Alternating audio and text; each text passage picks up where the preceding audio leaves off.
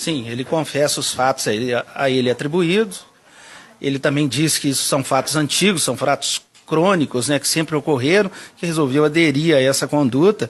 Ele entende o caráter criminoso dessa conduta, mas achou que isso era pertinente. Ele diz que não tinha benefício pessoal direto com a arrecadação de dinheiro, mas, por outro lado, ele admite que ele distribuía esses valores para patrocínios, para doações, né, certamente com interesse político, né, distribuía para patrocínio de time de futebol, que até tinha uma certa patrocínio das suas próprias empresas, dos seus próprios empreendimentos.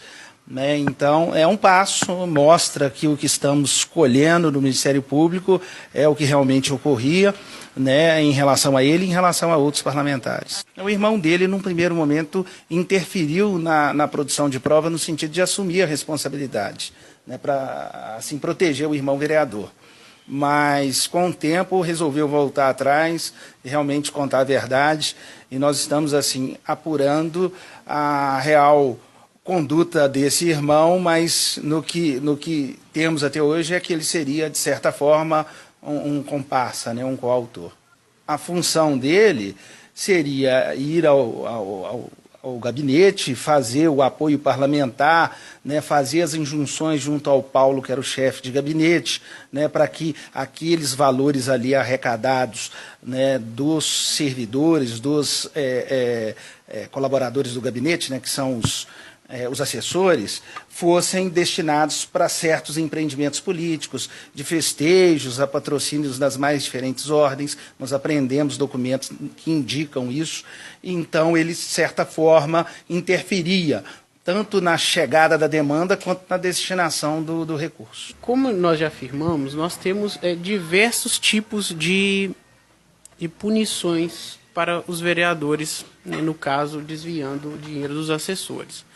Entre elas, nós temos aquelas referentes ao patrimônio público. Então, é possível se entrar num acordo no âmbito do patrimônio público a respeito de todos esses prejuízos causados. Isso tem sido feito, neste caso, já com o vereador Andrade, que está preso. As tratativas estão bem adiantadas e, em breve, né, esperamos concluir um acordo prevendo a devolução daquele dinheiro que foi subtraído dos assessores, bem como também uma composição e fixação de multas, inclusive de dano à própria Câmara.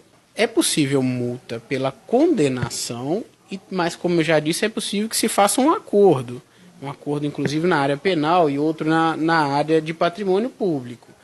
Esse acordo, se for feito, obviamente vai também elencar a assunção, a confissão do fato. Porque não seria possível a pessoa pagar uma multa por uma coisa que é inocente, que entende ser inocente. Né? Outros vereadores também estão sendo investigados, né? Alguns até já em fase já bem adiantada, e nós contamos também, claro, com o apoio da população, com o apoio da imprensa, para que nós possamos ter conhecimento de tudo que eventualmente ocorreu de errado na Câmara Municipal de Ipatinga. Promotor, eu sei que o senhor não pode falar quem são os investigados, mas o senhor pode falar quantos vereadores estão sendo investigados? É muito prematuro a gente falar em números e em pessoas, porque, naturalmente, as investigações ainda correm em sigilo. Mas a notícia de que se trataria de uma prática disseminada, isto é, de que várias outras pessoas, a maior parte delas, dos parlamentares, fazem isso em seus gabinetes. Então é natural que o número seja maior.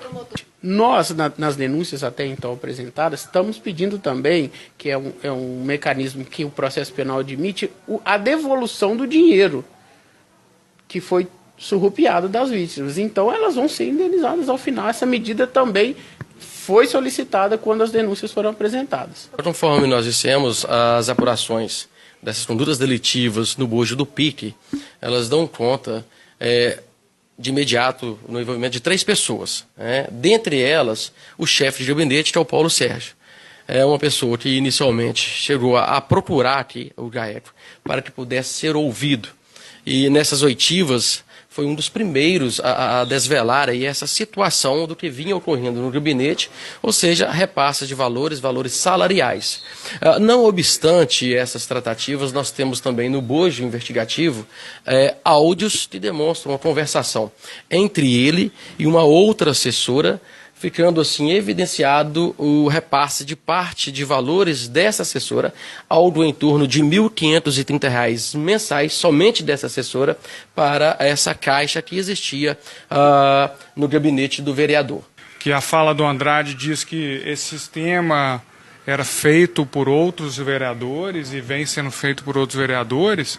Isso está sendo objeto de apuração pelo Ministério Público, pelo GAECO, e a questão é crônica, né? Já é de algum tempo, o próprio termo já diz, de cronos, né? Já é algum tempo que esse sistema foi montado e vem sendo tocado aqui no município de Ipatinga.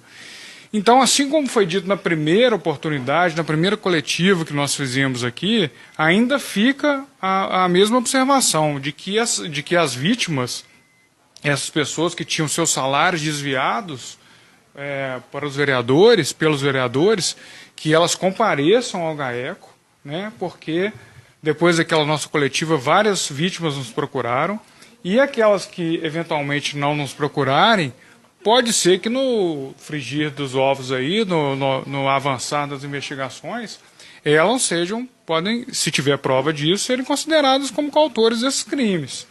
Então fica ainda o apelo para as vítimas de outros vereadores que ainda não surgiram aqui para prestar depoimento no GAECO, como o próprio vereador já prestou depoimento e disse que vários outros vereadores fazem isso, as investigações ainda estão em aberto. Obviamente que à medida que a gente vai concluindo a investigação, a gente vai fazendo a denúncia em relação àquele vereador, está concluída e já foi remetida à justiça para julgamento.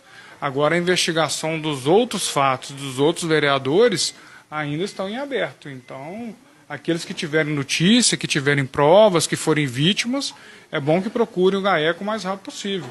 Na investigação de outros vereadores de legislaturas passadas, o GAECO necessita primeiro de uma testemunha estar denunciando para poder estar iniciando a investigação, ou tem um outro fator que já pode começar essa investigação? Olha, a gente precisa de qualquer indício de prova, né? Para a gente começar a investigação ali tem que ter um mínimo, um laço probatório mínimo. Por hora ainda não apareceu no GAECO em relação a legislaturas anteriores, mas aparecendo sim, se o crime não tiver prescrito, será objeto de investigação aqui pela casa.